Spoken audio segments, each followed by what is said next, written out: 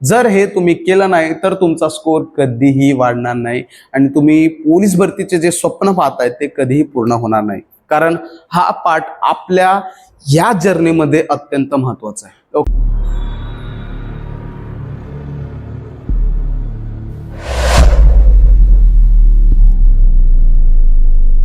मित्रांनो, जय हिंद.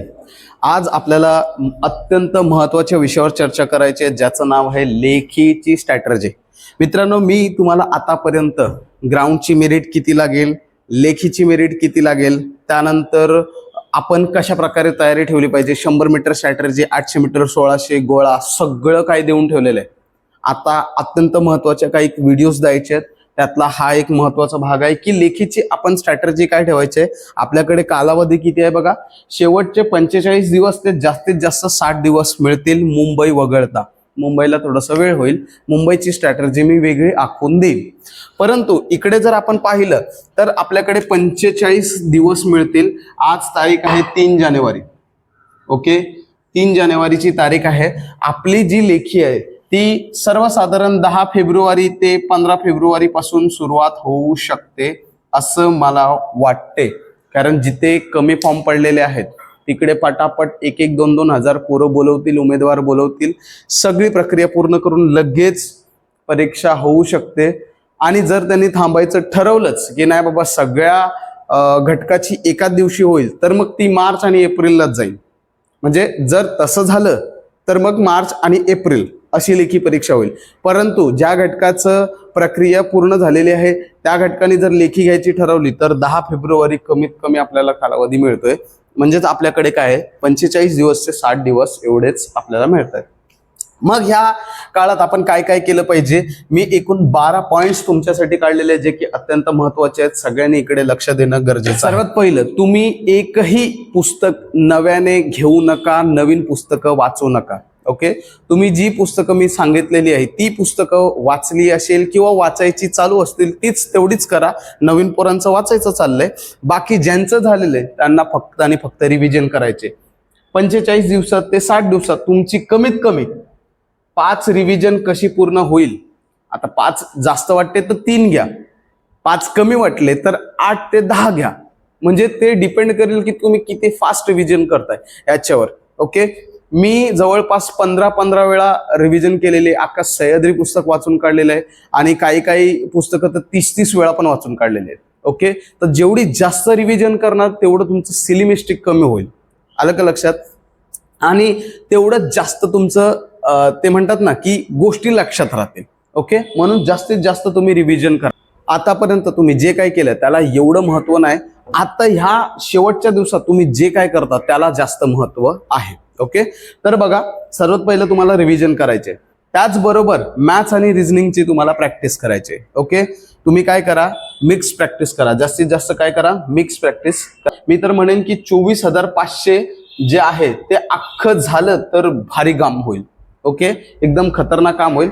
24,500 मधले जेवढे पण मॅथ्स आहेत तेवढे तुमचे सॉल्व्ह झाले पाहिजे असं मी म्हणेन. जेवढं होईल तेवढं करायचं. ओके, आणि रिव्हिजनच्या बाबतीत पण तेच आहे. रिव्हिजन तुम्हाला कशी करायची हो, मिक्स करायची आहे. जास्तीत जास्त घटकनिहाय पण करायचंच आहे. त्यानंतर नेक्स्ट पॉइंट आहे, तुम्हाला टेस्ट युअर सेल्फ. तुम्हाला दररोज टेस्ट पेपर सॉल्व्ह करायचे आहेत, नवीन पोरांना पण आणि जुन्या पोरांना पण. ओके, कारण जर तुम्ही टेस्ट सॉल्व्ह नाही केली तर तुम्ही कुठे कमी पडता हे तुमच्या लक्षात येणार नाही. आणि जर तुम्ही कुठे कमी पडता हे तुम्हाला कळलं नाही तर तुमची मेरिट ही ठरू शकत नाही. ओके, कारण जे येते ते येणारच आहे, जे येत नाही तीच मेरिट ठरवते. हे गोष्ट नेहमी लक्षात ठेवा. ओके, तर टेस्ट युअर सेल्फ, दररोज तुम्ही एक टेस्ट पेपर सॉल्व्ह केलं पाहिजे. त्यानंतर आहे अत्यंत महत्वाचं, मी याला खूप इम्पॉर्टन्ट देतो माझ्या लाईफमध्ये, जीडी. जेवढं तुम्ही जास्त डिस्कशन करणार, म्हणजे जे काही तुम्ही रिव्हिजन केलेलं आहे डिस्कस करा, जे काही तुम्ही प्रॅक्टिस केलेलं आहे त्याच्यामध्ये काहीतरी नवीन शिकलंय डिस्कस करा, जे काही तुम्ही टेस्टमध्ये चुकलेले डिस्कस करा. आता बरेच लोक म्हणतात सर आमच्याकडे ग्रुप नाही, सर माझे मित्र नाही, मी एकटेच आहे, सेल्फ आहे, गृहिणी आहे, हे आहे ते आहे, असं आहे तसं आहे. सिंपल एकच सांगतो, मी आणि मीच. म्हणजे काय करायचं, एक असा आरसा ठेवायचा, आरशाच्या समोर उभं राहायचं आणि जे काय आपण करतो ना त्याला डिस्कस करायचं. उदाहरणार्थ आता मी तुमच्या समोर कॅमेरा समोर उभा आहे. ओके, महात्मा गांधीजी, भारतात कधी आले? 1915 रोजी. ठीक आहे. आले, त्यांनी पहिला सत्याग्रह कोणता केला? चंपारण्य सत्याग्रह 1917 रोजी केलं. ठीक आहे. नेक्स्ट काय? तर नेक्स्ट त्यांनी खेडा सत्याग्रह केला. त्यानंतर असहकार आंदोलन आलं, त्यानंतर चौरी चौरा झालं, त्यानंतर सविनव झालं, त्यानंतर चलेजाव झालं. हे सगळ्या गोष्टी सेल्फली डिस्कस करायचं. असं समजायचं की माझ्यासमोर आरसा लागलेला आहे आणि मी त्याच्याबरोबर चर्चा करतो. असं आरशासमोर उभं राहायचं आणि त्याच्यासमोर स्वतःच गोष्टी चर्चा करायची. एखादा पॉईंट ठरवायचा आणि तो पॉईंट डिस्कस करून टाकायचा. ओके. तर अशा प्रकारे तुम्ही काय करा, सेल्फ डिस्कशन केलं तरी चालेल. नेक्स्ट आहे जीके. जीके तुम्हाला माहित आहे अखंड आहे, अखंड. त्याची कितीही अभ्यास करा, कितीही रिव्हिजन करा, ते कमीच पडतंय. परंतु जे आहे त्याला परफेक्ट करायचं. नेक्स्ट आहे करंट अफेअर अपडेट्स. मित्रांनो, जर तुम्ही करंट अफेअर्स अपडेट केले नाहीत तर तुमचं काम होऊ शकत नाही. कारण करंट अफेअर्स हा गेम चेंजर आहे, नवीन काहीतरी वेगळं आहे. ओके. सो तुम्ही दररोज करंट अफेअर्स करा. करंट अफेअर्ससाठी मी पहिलं पण सांगितलेलं आहे की आपण हॅशटॅग डिअर पोलीस करंट 2025 हे आपण हॅशटॅगिंग सुरू केलेलं आहे. या हॅशटॅगमध्ये डिसेंबर 2024 पासून ते आतापर्यंत सगळे अत्यंत महत्वाचे सगळे पॉइंट्स मी टाकलेले आहेत. आपल्याला काय करायचंय, आपलं Dear Police Telegram channel join करायचंय आणि तिथून तुम्हाला हे हॅशटॅग वापरायचे. करंट अफेअर्सचं तुमचं असं टेन्शन जाणार आहे. ओके. नेक्स्ट आहे मॅथ्स आणि रिझनिंग. मॅथ्स आणि रिझनिंग आणि नेक्स्ट आहे मराठी. हे जे 3 विषय आहेत ना, हे आपल्या हक्काचे आहेत, हक्काचे. यांना जर तुम्ही सोडलं किंवा ह्यांच्याबरोबर जर कॉम्प्रोमाइज केलं तर तुमच्या मेरिट सोबत कॉम्प्रोमाइज 100% होऊ शकते. ओके. म्हणून हे विषय जेवढं तुम्हाला परफेक्ट हात घालता येईल, जेवढं रिव्हिजन करता येईल, जेवढं प्रॅक्टिस करता येईल, जेवढं पाठांतर करता येईल, जेवढ्या ट्रिक्स किंवा अजून काही गोष्टी जेवढं समजून ठेवता येईल तेवढं तुम्ही जास्तीत जास्त ह्याच्यावर लक्ष दिलं पाहिजे. आणि हे जे 3 विषय आहेत हे आपल्या हक्काचे आहेत, त्याला आपल्या काबीज करून ठेवायचं आहे. ओके. नेक्स्ट आहे OMR शीटवर प्रॅक्टिस करणे. मित्रांनो, आतापर्यंत तुम्ही टेस्ट जे आहे ऑनलाईन असेल किंवा ऑफलाईन असेल, ऑनलाईन असेल तर आपण तिथे टिक करतोय. तुम्ही बघणार की 1 तासाच्या आतमध्ये तुमचा पेपर सॉल्व्ह झालेला असतो. परंतु परीक्षेला तसं नाही होत. परीक्षेला तुमच्यावर प्रेशर असते, खूप सारे कॉम्पिटिटर्स असतात, पेपर कसा येईल ह्याची चिंता असते, भीती असते, वातावरणाची भीती असते. आणि अशामध्ये OMR शीटवर जर एखादं चूक झाली तर त्याचं भरपाई आपल्या वर्षभराची प्रॅक्टिस आणि हे याच्याने करावी लागते. ओके. म्हणून तुम्ही आता काय करायचंय, अशा डेमो परीक्षांना जात जा.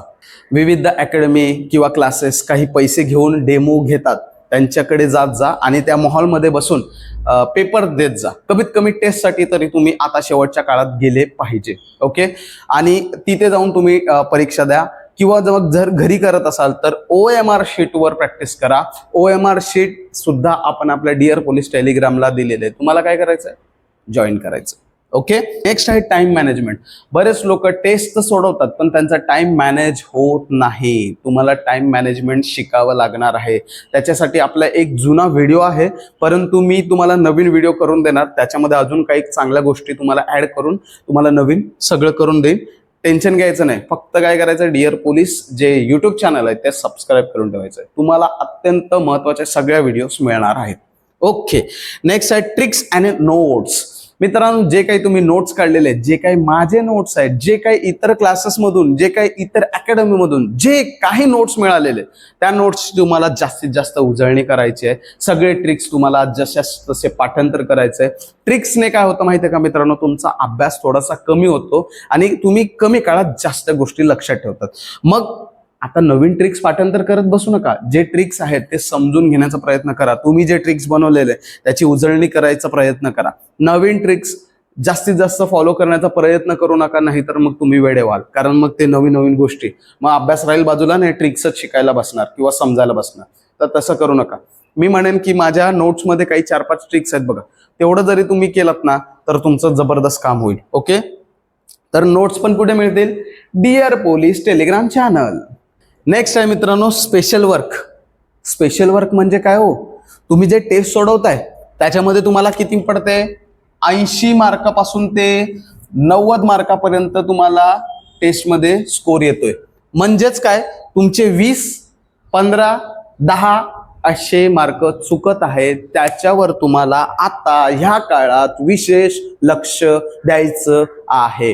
जर तुम्ही ह्या चुकलेल्या गोष्टीवर जर काम नाही केलं तर तुम्ही यंदा मेरिटमध्ये बसू शकत नाही. म्हणजेच वर्षभर मेहनत करून सुद्धा ते सगळं पाण्यात घालणार आहे. याच्यापासून वाचायचं असेल तर तुम्हाला हे काय चुकते ना हे तुमच्या समोर आणलं पाहिजे आणि तुम्हाला काय करायचंय त्याची अभ्यास करून घ्यायचंय, त्याची रिव्हिजन करायची, त्याची प्रॅक्टिस करायची आहे आणि अजून त्याची जीडी सुद्धा करायची आहे. जर हे तुम्ही केलं नाही तर तुमचा स्कोर कधीही वाढणार नाही आणि तुम्ही पोलीस भरतीचे जे स्वप्न पाहताय ते कधीही पूर्ण होणार नाही. कारण हा पाठ आपल्या या जर्नीमध्ये अत्यंत महत्वाचा आहे. ओके, तर मला जे काही तुम्हाला संदेश द्यायचं होतं मला असं वाटतं हे संदेश तुमच्यापर्यंत पोहोचलं असेल आणि आता तुम्ही त्याच्यावर काम करणार असाल तरी अजून काही चुका राहत आहेत किंवा अजून काहीतरी राहते किंवा अजून तुमच्या काहीतरी समस्या आहेत लेखीच्या संदर्भात आपलं कमेंट बॉक्स ओपन आहे. पटापट कमेंट करायचे आणि तुमच्या ज्या काही शंका आहेत त्या माझ्यापर्यंत पोहोचवायचा. आपण लवकरच व्हिडिओच्या माध्यमातून त्याचं निराकरण करूया. ओके, भेटूया नेक्स्ट व्हिडिओमध्ये. थँक्यू. जय हिंद. सगळ्यांना ऑल दी बेस्ट. सुरक्षित राहा, चांगला अभ्यास करा.